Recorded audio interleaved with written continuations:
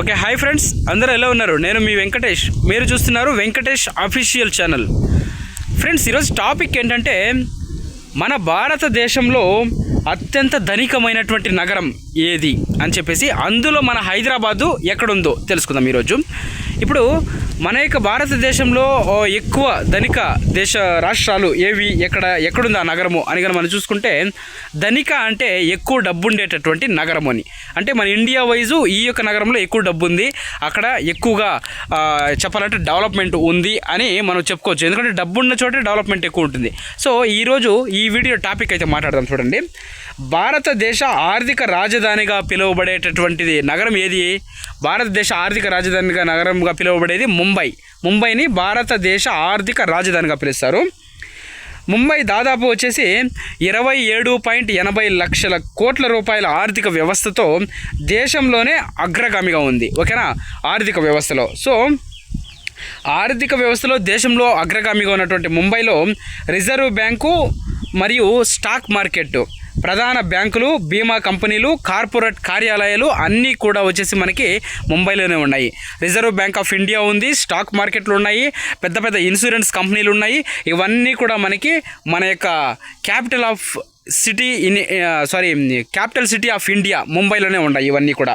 ఓకేనా, అదనంగా వచ్చేసి బాలీవుడ్ చిత్ర పరిశ్రమ, ప్రధాన ఓడరేవు ఈ యొక్క ముంబైకి ఉన్నాయి. ఓకేనా, సో ఇవన్నీ ఉండటం వలన ముంబై భారీ ఆదాయాన్ని అయితే సంపాదిస్తుంది. ఇంకా ఢిల్లీ వచ్చేసి 2వ స్థానంలో నిలిచింది. ఢిల్లీలో వచ్చేసి 24.37 లక్షల కోట్లతో సెకండ్ ప్లేస్లో ఉంది ఢిల్లీ. ఇంకా 3వ స్థానంలో వచ్చేసి కోల్కతా ఉంది, దాదాపు 13.45 లక్షల కోట్ల ఆర్థిక వ్యవస్థతో ఉంది. ఇది చారిత్రాత్మక ఉక్కు ఓడరేవు కలిగినటువంటి ఒక నగరము అని చెప్పుకోవచ్చు. ఇక్కడ ఇంజనీరింగు, టీ వ్యాపారము, తయారీ రంగాలలో అగ్రగామిగా ఉంది. ఇక 4వ స్థానంలో బెంగళూరు ఉంది. బెంగళూరును వచ్చేసి భారతదేశ సిలికాన్ వ్యాలీ అని కూడా పిలుస్తారండి. మీకు కొన్ని కాంపిటీషన్ ఎగ్జామ్స్లో అడగచ్చు ఈ క్వశ్చన్స్. ఇప్పుడు నేను ఏం చెప్తున్నా ఇవన్నీ మీకు కాంపిటీషన్స్లో అడగచ్చు. మన ఇండియా వైజు ధనిక నగరాలు ఏవి అని కానీ చూసుకున్నట్లయితే నంబర్ 1 వచ్చేసి మనకి ముంబై అని అడగచ్చు. సెకండ్ ఏది అంటే మనము ఢిల్లీ అని చెప్పచ్చు. థర్డ్ ఏది ఉంది అంటే కోల్కతా అని చెప్పచ్చు. ఫోర్త్ ఏది ఉంది అంటే బెంగళూరు అని చెప్పచ్చు. భారతదేశ సిలికాన్ వ్యాలీ అని దేన్ని పిలుస్తారు అంటే బెంగళూరు అని చెప్పచ్చు. సో ఈ విధంగా మీకు కాంపిటీషన్స్ ఎగ్జామ్స్లో కూడా ఈ క్వశ్చన్స్ అడుగుతారు, ఇవన్నీ యూస్ అవుతాయి. ఓకేనా, దాదాపు బెంగళూరు వచ్చేసి 9.86 లక్షల కోట్ల జీడిపితో ఈ నగరం ఉంది. ఈ నగరంలో వచ్చేసి బెంగళూరులో మనం చూసుకున్నట్లయితే ఐటీ, స్టార్టప్ రంగాలు చాలా ప్రధానమైనటువంటి పాత్ర పోషిస్తాయి బెంగళూరులో. ఓకేనా, అనేక యూనికార్న్ కంపెనీలు కూడా బెంగళూరులో ఉన్నాయండి. ఇంకా 5వ ప్లేస్లో వచ్చేసి చెన్నై వచ్చేసి దాదాపుగా 7.05 లక్షల కోట్ల జీడిపితో ఉందండి.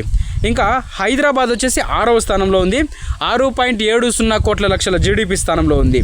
పూణే వచ్చేసి 7వ స్థానంలో ఉంది. పూణే 6.18 లక్షల కోట్ల జీడిపి స్థాయిలో ఉంది. అహ్మదాబాద్ వచ్చేసి 9వ స్థానంలో ఉందండి. 8వ స్థానంలో 8వ స్థానంలో ఉన్నటువంటి అహ్మదాబాద్లో వచ్చేసి 6 లక్షల కోట్లు జీడిపి. సూరత్ 9వ స్థానంలో 5.30 లక్షల కోట్ల జీడిపి. విశాఖపట్నం వచ్చేసి 10వ స్థానంలో ఉంది, 3.90 లక్షల కోట్ల జీడిపితో ఉన్నాయి. ఇంకా విశాఖ దేనికి మనకి విశాఖ వచ్చేసి దేనికి ప్రసిద్ధి అంటే మనకి ఉక్కు కర్మాగారాలన్నీ కూడా మనకి విశాఖలో ఉన్నాయి. అదేవిధంగా పారిశ్రామిక రంగము, ఐటీ రంగము, వస్త్ర రంగము, ఫార్మా రంగము ఇవన్నీ కూడా మనకి విశాఖపట్నంలో ఉన్నాయి. మొత్తం మీద కానీ మనం చూసుకున్నట్లయితే ఈ నగరాలన్నీ కూడా భారతదేశ ఆర్థిక వ్యవస్థకు ఒక వెన్నెముక లాంటివి.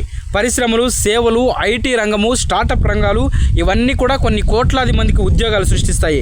రాబోయే సంవత్సరాల్లో కూడా ఈ నగరాలు మరింతగా విస్తరించి దేశ ఆర్థిక అభివృద్ధిలో మరింత ముఖ్యమైనటువంటి పాత్ర పోషించేటటువంటి అవకాశం చాలా ఎక్కువ ఉంది.